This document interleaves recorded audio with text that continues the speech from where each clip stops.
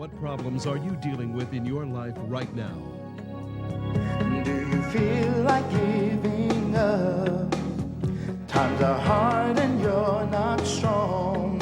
Well, I know the answer for you, and it will lead to real truth. Don't look back to yesterday. Now there are answers. Tomorrow's on Welcome the to way. LivePrayer. It's waiting there for you. Here's your host, Bill Keller. And welcome to LivePrayer. I'm Bill Keller. Good to be with you on this Thursday evening. Pray you had a wonderful day. It's good to be back with you. If you're new to the program, you're watching LivePrayer. We come to you live and in living color every Monday through Friday, 11 to midnight Eastern Daylight Time, wherever you may be across this great land of ours, sea to shining sea, border to an obliterated border. Thank you for tuning in tonight. For our friends in other far-off great lands, welcome to you as well. Once again, I'm Bill Keller, founder of LivePrayer.com, the world's largest international interactive website. Been around for 22 years. 22 years. Check us out online. The web address is on your screen. We reach a little over 2.5 million folks each and every day via the internet. And when you get to the website, just a warning, got nothing to sell you, so nothing to buy there. No paywalls, nothing to block your search through the website, right? Nothing to come out at you like the spinning ads that so many websites just fly at you as soon as you go there. We don't have any of that. We've just got 22 plus years of great ministry content, all created and produced by LivePrayer over these 2+ decades, and I would encourage you to please check it out. It'll be a blessing to you and your family. All right, we're at Thursday. Man, is this week going by quickly. And as we have the last 3 nights, we've got a lot of content to get to. I thought last night was a very interesting program, if I do say so myself. You know, sometimes, even though I host the program,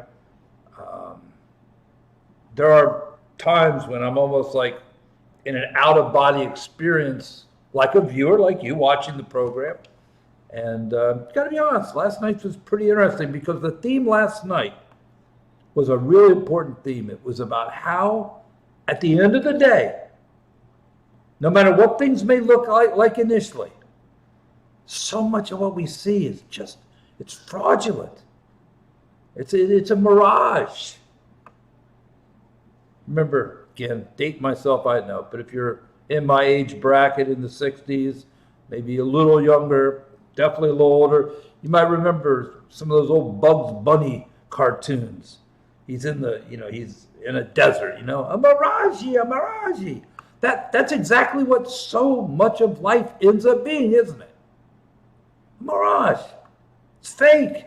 It's not real. I got to tell you something. After last night's program, I was never more thankful for my faith in God, my commitment to Christ, my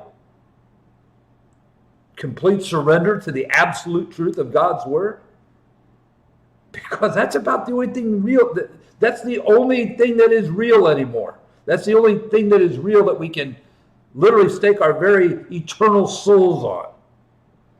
So, and I'm going to go back and hit some things from last night if I have time, because there's a couple items last night I want to run back over. You know how that works.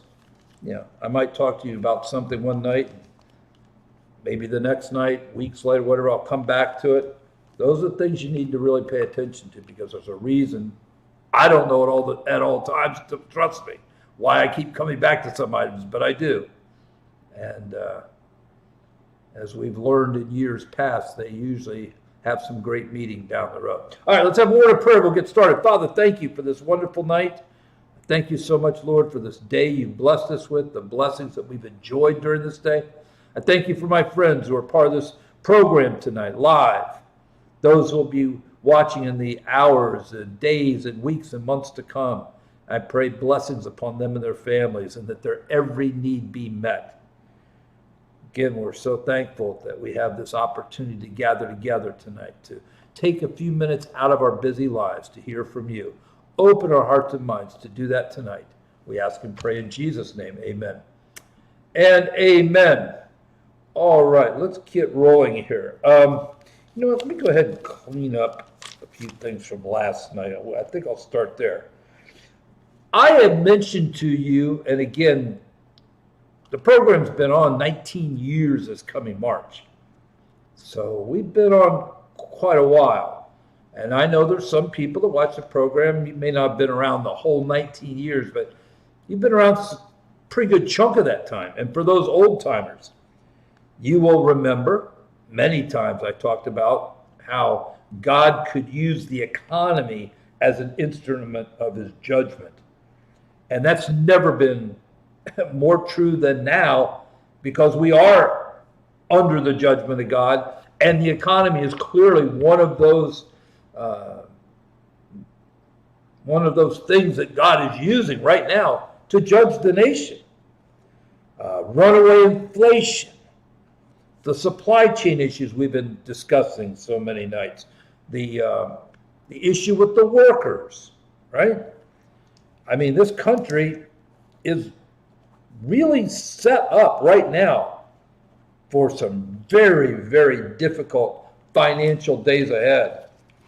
And that is what makes the lunacy of the Democrats wanting to spend trillions of dollars that much more lunacy. It is. It's insane.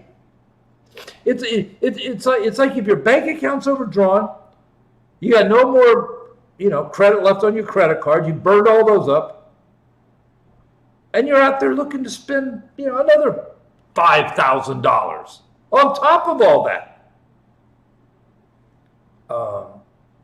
That would be personal fiscal malfeasance for anybody who did that. That's somebody who's just given up, doesn't care. Well, I got to tell you, nothing that is happening by this Biden, Obama really, administration has been an accident. And neither has the fiscal malfeasance been an accident. They are trying to wreck the economy.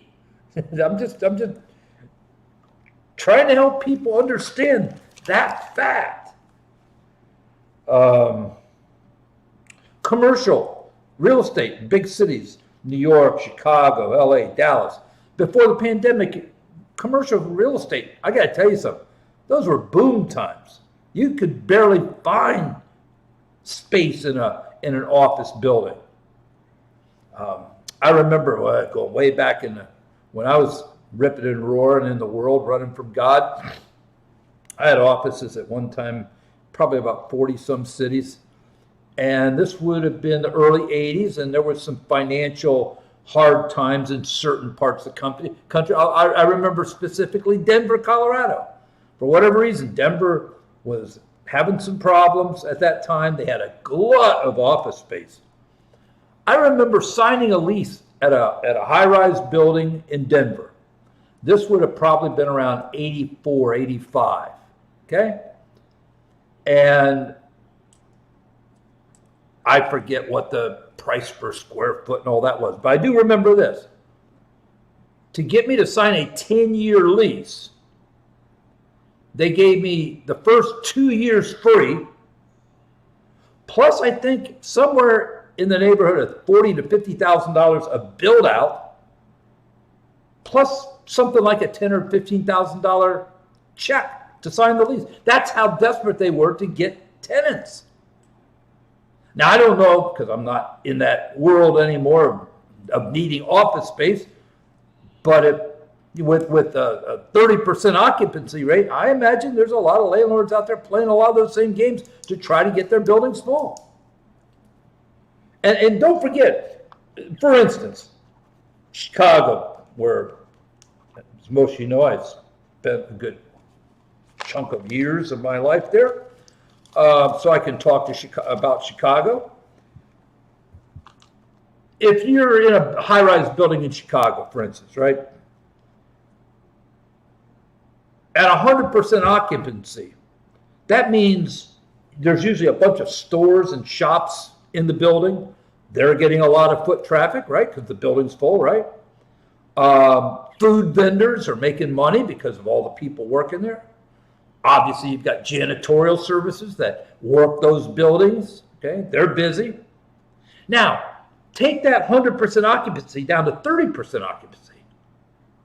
And it's not just the landlords that are sucking wind because of the unoccupied space, but you eliminated literally hundreds of jobs that people do, again, to service the building.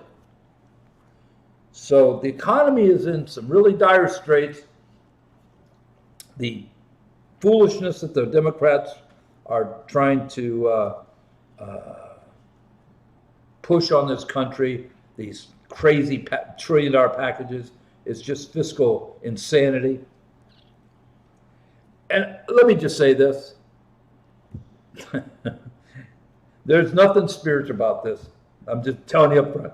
Mitch McConnell is the most gutless, spineless person. And while that's true, if you ever need an example of someone who is bought, paid, and sold their soul to the institution of politics, that's Mitch McConnell. That's Mitch McConnell. His pathetic caving at literally the last moment to give the Democrats basically 60 days of breathing room so they could try to figure out how they're going to basically destroy the country fiscally. It's just insane. It really is. And it's the reason so many people just don't even want anything to do with politics. And I get it. I get it. The trouble is so much of what happens affects our day-to-day lives. Denzel Washington, obviously, very famous actor, an icon out in Hollywood, out in that entertainment world. I sit here tonight and predict you may not be hearing that many platitudes coming from the entertainment world regarding the iconic Denzel Washington, or Denzel, for much longer. I'll tell you why. Apparently, he's got a real legitimate faith in God. I've heard some clips of some of his talks. Very biblically literate. Really pushes hard on the family. A man's responsibility as the head of his home and a father to his children. I mean, good stuff. Really solid stuff. And he's unashamed. And I'm just waiting for the backlash to begin because of his outspoken faith that at some point is going to become an issue for the Hollywood crowd that at this moment loves Denzel. And like I said, an icon in the entertainment world. Google and the Department of Justice. Let me open your eyes to this one, okay? Google and the Department of Justice are working hand in hand on something that most of you probably never heard of. They're called keyword warrants. Keyword warrants. And very simply, the federal government will come to Google and they will give them a court document signed by a judge stating that they want all of the search traffic for anybody who searched these particular keywords. Now, as someone who probably spends 18 hours, 19 hours a day on the internet, as someone who's doing research all over the world on the issues that I end up bringing to... Listen, I could spend 3 hours a night doing this program if I wanted to. I mean, there's that much content. But I've got to pare it down to the most important items, the things that have ultimately some impact on our faith, our faith is connected in some way, right? But in doing all that each day, I don't know how many keyword searches I do every day. I couldn't even begin to imagine. And I'm doing keyword searches on everything. Don't forget, we talk about everything on this program. I mean, we talk about things that are going on internationally. We talk about anything religious. We're dealing with the entertainment world and the effects they have on our culture. Obviously, political issues. I mean, I wouldn't even want to guess how many keyword searches I do a day. Here's the point I want to bring to you tonight. If they're looking for everybody who searched a certain keyword, say hamburger, just as an example, Google's going to go through all their archives, and they're going to basically give the government information on everybody, say in the last 90 days, that searched the word hamburger. And of course, if you search the word hamburger, it's going to give you their full browsing history. It won't just be hamburger, it'll be everything else they searched. What I'm trying to explain to you is a simple, innocent search for something on the internet now could have the FBI knocking at your door one of these days real soon. And I submit to you tonight, this is just another excuse for the government to come after people that are guilty of nothing and look at them in regards to being a domestic terrorist. Just saying. I mean, I'll give you a good keyword search. Stop the steal, which is one of the phrases about the November election, or Trump won. Or what does FJB mean? Okay? I'm just giving you some examples. And if they're going to pull all the browsing history of everybody that searched those things, I mean, they're going to get reams and reams and reams of information. And I'm just telling you that you may get a knock on your door one day from the government, not because you did anything wrong, because you got caught up in one of these, keyword warrants. And that'll give them probable cause to look at you. Look at your bank account, look at your work history, look at your driving history, look at, where you shop, what you shop for, what else you do on the internet, what kind of hobbies you have. Maybe you even go to church. You might even own a gun. How about that keyword search? Ammunition. That's obviously been in short supply for years now. Anybody who's a gun owner, a lot of them I know that are already stocked up, they're always looking for ammunition. What if that becomes a keyword search? I'm just telling you that this is out there. This is out there. James Murdoch is one of the two sons of Rupert Murdoch, the pornographer who started News Corp, which owns Fox News, right? James Murdoch and his brother Lachlan. Now, Lachlan's the one that pretty much is running Fox News. But they're both just uber elitist, uber liberal. They both hate Fox News, just for the record. It turns out James Murdoch, he's been investing his money. He can do what he wants with his money. He's been investing millions of dollars of his money into very liberal internet news sites. Now, I find that kind of interesting because, for the most part, news sites on the internet are not a moneymaker, okay? They are big-time losing propositions. Give you an example. Steve Jobs, the deceased founder of Apple, his wife, when he died, she inherited billions of dollars. And she is, of the same mentality. She's got that, of course, that globalist mentality of a Bill Gates, of a George Soros. She's poured hundreds of millions of dollars into progressive, left-leaning internet news sites. And a lot of these sites couldn't make $1 if their life depended on it. But as long as she's funneling the money in, they don't need to make money. And James Murdoch is in that same vein, pushing a lot of money into these progressive sites.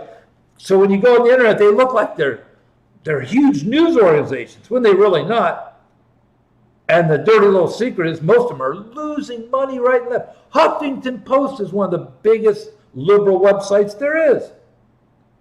I don't know, for 20 years they lost money. But they ended up getting bought and sold in packages of things, so they kept alive, right? MSNBC, they are now calling parents who go to these school board meetings mentally ill. Now, get this. If you are a woman who's truly mentally ill and thinks she's a man, and by identifying as a man, she wants you to believe that a man can have a baby, okay? All right. I mean, are you following all this mental delusion? Okay. If you don't buy that, what's wrong with you? But if you're a parent protesting at a school board meeting about the garbage they're trying to indoctrinate your children with, you're mentally ill. In other words, the bottom line is they're in full support of this Attorney General operation to basically sick the FBI on concerned parents. They're all on board. Of course they are. Of course they are. Because they fully support that indoctrination effort. That's the point. They don't believe you have a right to raise your children. That's not your job. Get out of the way. That's the job of the garbage school system. You know, every day, pretty much every day, I see something, a news item that's got to do with school. And I can only thank God that what was going on in that particular issue in that particular school at that particular, I wasn't a parent of a kid there. For instance, I don't know if you've seen it. You've got probably a kindergarten age kids, 5, 6, 4, 5, 6 in that area. And you got this wackadoodle teacher, singing this song, I wear my mask today, I wear my mask today. Hi, oh, the Dario, I wear my mask. I mean, and it went on and on and on. And as I was watching that, it was like, again, if you're not old enough, you probably don't know about this, but back in the 60s, during the Mao Revolution in China, this is exactly what the Chinese government did to their kids. The parents were basically cut out. They were indoctrinated, brainwashed from a very early age. And they would sing songs about the greatness of Chairman Mao. But if you go to your school board meeting and complain, you are mentally ill. And thus, by being mentally ill, that means you can do anything. You are a danger to people. You are probably, at that point, clearly a domestic terrorist. Gas prices 7-year high. Isn't that lovely? That's just the beginning, my friend. I told you the other night, oil prices are spiking to 10, 12-year highs. Mayor Pete, of course, they gave Mayor Pete the Secretary of Transportation job for getting out of the presidential race last year so they could anoint Avatar Joe as the president. So in return, they gave Mayor Pete a job as Transportation Secretary. He was the mayor of South Bend, Indiana, that had one bus. What are his qualifications to be the Transportation Secretary? Just ask him. And by the way, as Transportation Secretary, what's he doing about that oil spill off the West Coast? That's under his purview. More important, what's he doing about the hundreds and hundreds of cargo ships that are sitting anchored in the Pacific Ocean because they can't get into the ports of California to unload because of the backlog. That's the Transportation Secretary's purview. What's the great Mayor Pete Buttigieg doing about that? Rather than going out and ruining children's life by adopting them into his fake marriage and his fake family, he ought to at least get somebody who knows what the heck they're doing to clear up what's going on the West Coast. How about that?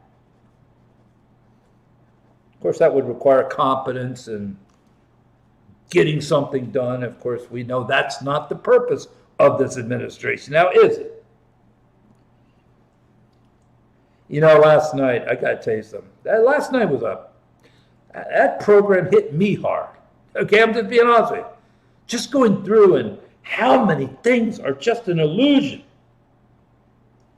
You know, and so thankful for my faith that is real. You know, I mentioned last night about this. I got some emails last night about this fake set in the White House. People weren't understanding exactly what I was saying. In the Eisenhower building that's connected to the White House, okay? Apparently in one of the parts of that building, there's an auditorium. They have taken that auditorium and literally set up a set, like a TV set, a movie set, of the Oval Office. Matter of fact, if you saw Biden get his booster shot last week, it looks like he was sitting in the Oval Office. His window was overlooking the Rose Garden, as it does in the real Oval Office. Wait, he wasn't in the Oval Office. He was on a set. They basically made a set of the Oval Office in this auditorium at in the Eisenhower building that is connected to the White House. Okay? And he's doing most of his, most of the times you see him on TV, that's almost all the time you see him on TV. That's where he's at. And I got to tell you something. It bothered me because I'm thinking, why? Why? And then I started digging. And I shared this with you last night. I want to share it again real quick for people to listen, because this is important. Because this makes no sense. I mean, whatever happened in the election, at this moment, he is the sitting president of the United States. Why do they need to make a fake Oval Office for him to speak from? Why do they need to go through these charades? And I'll tell you why. Because in the set that they've got in the Eisenhower building, all right, they have a 60-some inch monitor that is right in front of his desk. Now, normally, if you watch any kind of a presidential speech or any kind of address, if you watch a Trump rally, anything, you always see those two poles right next to the podium with the slanted, dark screens. That's a teleprompter. That's why you'll watch him kind of look to the audience this way, then they'll look to the audience this way, okay? They're reading off a teleprompter. Some are very good at it. Some can do it fluently, and you hardly even know they're reading. Now, Trump is easy to figure out because he'll read, but then he'll stop looking to his left and right. He'll look straight ahead. That's when it's Trump, okay? That's when it's him, not the prepared words, okay? Because what Trump normally does, which I'm sure drives his teleprompter guy crazy, he'll go for a few minutes on the teleprompter, then he decides to get off the teleprompter and just go, natural, okay? He's just ripping off his head, right? Nothing to do with the teleprompter. Biden, of course, is word to word, and they want him to stay word for word because every time he leaves the teleprompter, he gets in trouble. Today, he thought he was in Pennsylvania. Then it was Ohio. No, Joe, you're in Illinois. And when he gets off the teleprompter, the words don't match. The words don't come together. He doesn't make a real sentence. Anyway, the big reason they're using this fake Oval Office in the Eisenhower building is because they've got like a 60-inch monitor right in front of his desk. So he doesn't have to look at the teleprompter polls, right? He can look straight ahead like he's talking to America. But he's actually looking into a 60-inch TV monitor that is giving him every word. Just got to change something here real quick. It's giving him every word. And that's why they're doing this. Plus, on top of that, he does all of his Zoom calls and things like that once again. So he's got the monitor. Basically, every word that comes out of his mouth, they want scripted. They want it scripted. They don't want him going off message at all. Because when he does, he turns into the incompetent, bumbling idiot that he is. Today, again, got off script. Didn't know what state we was in. Started saying Pennsylvania, Ohio, Pennsylvania. I mean, he's just muttering to himself. That's why they have this set. Plus, if you ever look closely, if you've got the ability to freeze the picture at a certain angle, and you can blow it up a little bit, you'll see he's wearing an earpiece. That's so they can talk to him while he's, if he gets lost, they can actually speak to him in his ear, okay? Also, in addition to all that, they've got this set up because it's basically a mini TV studio, so they can cut the feed anytime they want. And if you've seen any of those little things they do sometimes during the day, I've seen at least 3 occasions where he was still talking. I mean, the major remarks were over, but he was talking or trying to take a question or something like that. Boom, the feed goes dark. So that's what that fake set is all about. How sick is that, huh? All right. Federal judge last night, and just for the record, I mean, I'm not telling tales. I mean, this is just fact. This is a federal judge down in Texas appointed by Barack Obama, who is a, let's just say a LGBTQXYZ, whatever it is, activist, right? He not only has chosen to engage in perverted sex with men, but he's kind of an activist too. And he's a federal judge. And he put out a 113-page opinion, basically putting a kibosh on the Texas heartbeat bill.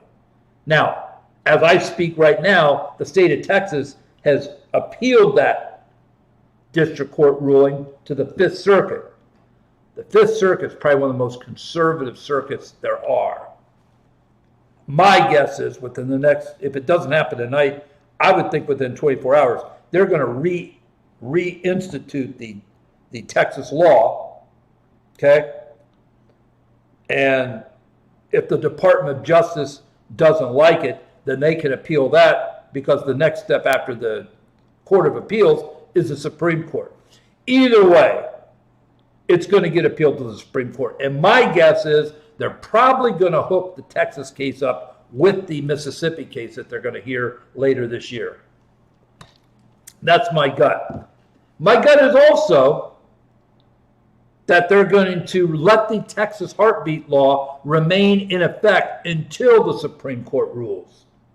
Now, they're all excited today Matt out last night was so happy because they put a stop to that Texas heartbeat law. They can go back to killing babies in Texas again. Yahoo!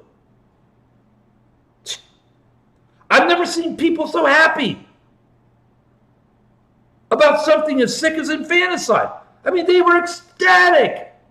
They were cheering that this circuit judge, this federal circuit judge in down south, that basically put a stay on the heartbeat law. Now they can all open up their abortion clinics and start slaughtering babies again.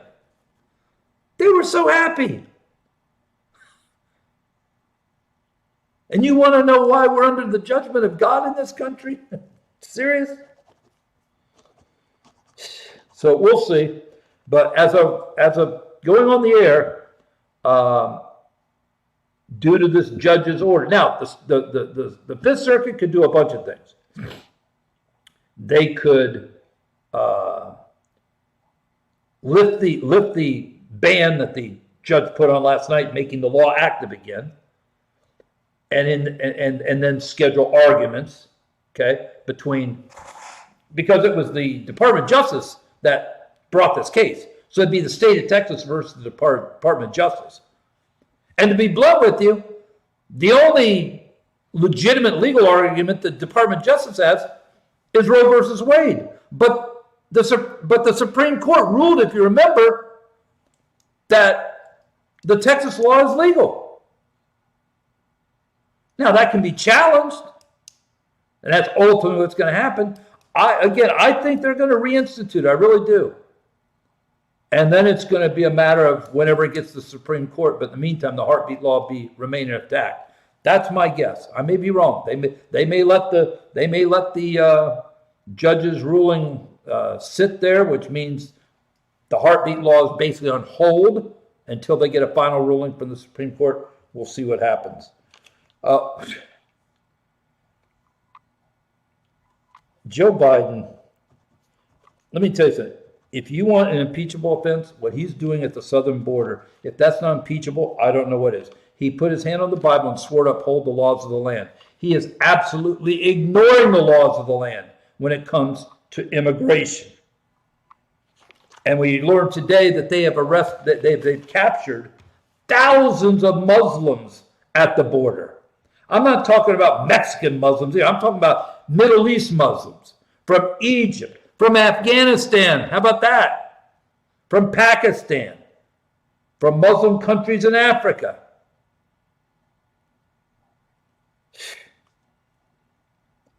He is the greatest friend. I said this when they basically just opened the borders after he got it. He's the greatest friend to the criminal cartels pushing drugs and human trafficking and sex trafficking of kids. He's the greatest partner they've ever had, and that's exactly what he is. He's a partner in their criminal enterprise. Oh, they've also arrested at the border, over 300 sex offenders that we had deported. In other words, they've caught at the border 300 illegals who were here before, caught and convicted of sexual abuse, primarily of children, and deported, and we got them trying to get back in the country again. And again, don't forget, when it comes to Muslims, sex abusers, whatever, when it comes to these people, how many of these people are getting through that we don't know about? That's always been the biggest issue, hasn't it? How many of these people don't we know about? Give me a second here. We go. Hit a technical issue here. Okay. How many of these people don't we know about and are sadly going to find out about one day? Unbelievable. American Airlines on 11/24, all their employees must be fully vaccinated. Guess what? At this point, approximately 32% of their pilots are not vaccinated. So 1 out of every 3 American pilots are not vaccinated. If they're not vaccinated by now, I imagine most of them won't be by 11/24, and they're going to get fired. And we've been discussing on this program, in speaking of worker shortages in certain fields, one of the biggest fields that there's a real shortage is airline pilots. Once again, the initial decades of the commercial airline industry in this country, the pilots almost all came from the military. You know, they're ex-World War II people, Korean War people, Vietnam people, right? And still today, most of the commercial pilots come out of the military. But there's not that many of them as there were back when war was on, right? So we've already got a big shortage of pilots as it is now. Now, American Airlines, one of the biggest airlines in the world, they're gonna can a third of their pilots?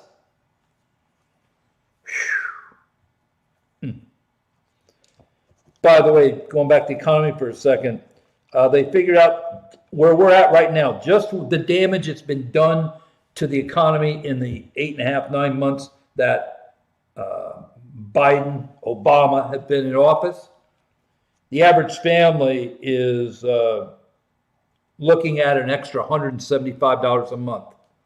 That's roughly $2,100 a year as of right now. And that number is not going down anytime soon. It's only going to go up. Matter of fact, if they get any of this garbage through that they're trying to with these trillions and trillions, that might even be double by the end of the year. I've been dealing with restaurant people that are part of the LivePrayer family. I mean, they took it on the chin last year because of the whole lockdown thing. They're trying to get going again. But now, number one, you got a lot of people that just have kind of broken the habit of eating out. A lot of them are just ordering online, Uber Eats, Grubhub, those kind of DoorDash, those kind of places, right? So their sales are down because of, still down. They're having worker problems. The workers they've got or trying to get, they got to pay more money. That kills their bottom line. If you know the restaurant business, not a lot of margins. Matter of fact, I know a lot of people in the restaurant business that just pray to God they can break even on the food side, and basically they make whatever money they make off of the alcohol side. That's another thing I've been told. There's a lot of backlogs in alcohol right now. But the other problem the restaurant people have, on top of everything else, the cost of the food's going way up. It's not just at your grocery store, my friend. It's for these restaurant people too, from their purveyors. I emailed back and forth with one guy. He told me, man, he said he's been, I think, 18, 19 years. He said maybe every 5 years he'd bump his prices a little bit. He said he hated to even do it. He says he'd be out of business. He's got to change his prices a little bit every month now, or he'd be out of business. If he's paying $10 for an item today, that item used to be $6. Now he's paying $10. And he says if it's $13 tomorrow, I got no choice. I got to raise my. I hate it. It kills me to have to raise the price, but what choice do I have? Either raise the prices or I'm out of business. You can't lose money on the stuff, right?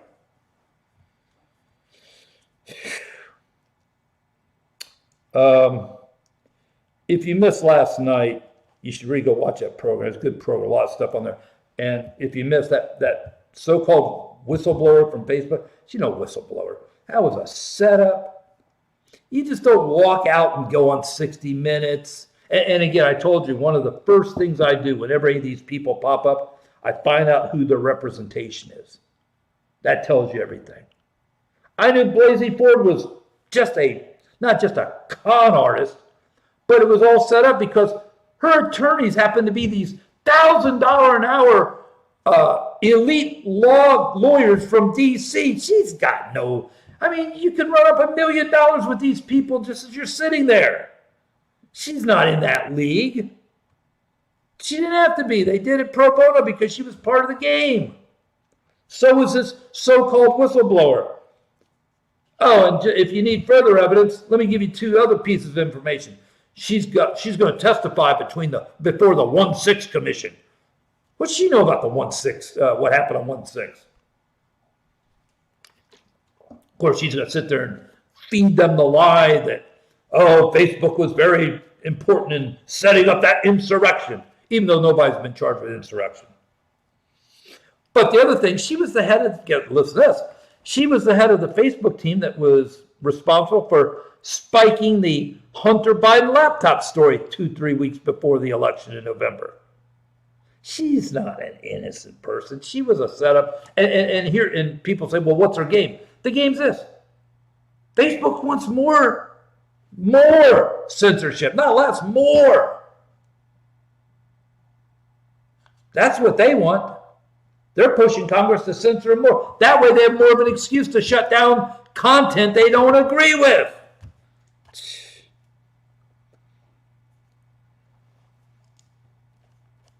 Biden today and his nonsense in Illinois was pushing the vaccine again, bluffing again that companies under, you're going to have to get your employees vaxxed. Number one, that has to be instituted by OSHA. I told you 3 weeks ago when he first said it, he's bluffing. Legally, he can't do that. And they know that. That's why OSHA hasn't come out with any rules yet. They would be the ones to put the rules out that companies would have to adhere to, just like they do safety rules. That all comes from OSHA, right? Anything like this would come from OSHA. OSHA hasn't even started putting any rules together. They're never going to put rules together because this is a bluff. And of course, it's pure bullying tactics. And again, he says, well, kids get vaccinated for measles and smallpox. Again, if you watch this program, you know what a specious garbage argument that is. Yeah, those are actual vaccines that actually stop the measles and polio and smallpox. And we've got a 60-year plus track record of those vaccinations, right? The Chinese flu vaccine isn't designed to stop it. It's just designed to give you some more antibodies. It's not even really a vaccine. It really isn't. That's really not even a correct technical term. That ain't a correct technical term. So every time you hear that specious argument, just know that that's total garbage. And they're getting real close to that 5 to 11 vaccine, non-vaccine. All right, let me see how much of this stuff I can whip through here real quick before we got to get out of here. Personal information on 1.5 billion Facebook users is now for sale on the dark web. Okay, part of what happened earlier this week when Facebook went down, they had personal information on 1.5 billion users scraped, and it's now up for sale on the dark web. The number one movie in China is a Korean War era movie where the Chinese defeat the United States. Now, if you're old enough to remember that war, if you've studied it historically, basically the North Koreans were really, it was really the Chinese. Just like today, China controls North Korea for all intents and purposes. So we really weren't fighting North Korea as much as we were fighting the communist Chinese in the Korean War. Okay? And this popular movie in China right now is, I guess, supposed to get the people all excited about how great China defeated the great United States in the Korean War and blah, blah, blah, blah, blah. Why am I saying that? I'm saying that because the invasion of Taiwan, I'm serious. I will be shocked if it doesn't happen before the end of the year. Dead serious. Remember who was in office when Russia walked in and literally took Crimea without firing a shot and with no pushback from the world community? You remember who our president was then? Oh yeah, that would be Barack Hussein Obama. And his vice president, Joe Biden, now known as Avatar Joe. Yep. Taiwan, don't forget, controls over 95% of the world's semiconductor business. A Chinese takeover of Taiwan would basically give China the control over the world's semiconductor market and make every country in the world dependent upon them for everything. You can't make anything with these semiconductors, these different computer chips. You can't do anything. I told you before, we've got car plants that are shutting down because they can't get enough computer chips to finish. You got parts, all kinds of things. And by the way, if you're not familiar with the geography of that area, the South China Sea, 80% of the world's oil flows through those shipping lanes. 80% of the world's goods flow through the shipping lanes of the South China Sea. 80%. Now, what do you think is going to happen if there's a war? What do you think is going to happen to all that oil and all those goods? I'll tell you what's going to happen. They're going to stop. They're going to have to stop. They got no choice. They got to stop.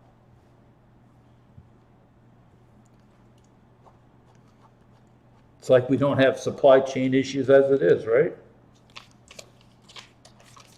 All right, let's see. 7 states are looking to vote to make it legal for non-citizens to vote in elections. Couldn't see that one coming, could we? Biden today in his remarks in Illinois to bully people to get vaccinated, he said the unvaccinated put the economy at risk. Oh, what a joke. No, Avatar Joe, that was your boy Obama that has destroyed this economy. It's got nothing to do with the unvaccinated. 1,000 Massachusetts healthcare workers were fired yesterday for not getting vaccinated. Okay? Again, another critical area of employment that we're woefully short on workers, yet they're firing them because they won't get vaccinated.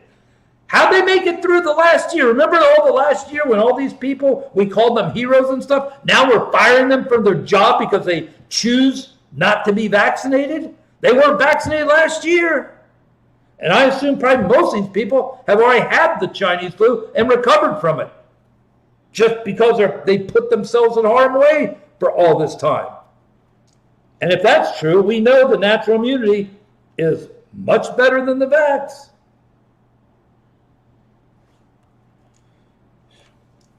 Unbelievable.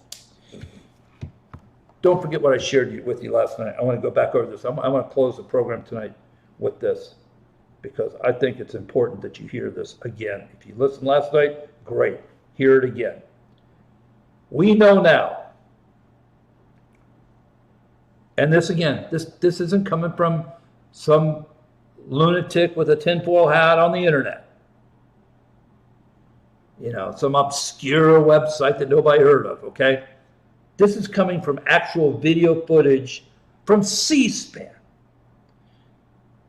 And this was a forum in 2019 attended by Dr. Mengele Fauci, HHS officials, okay?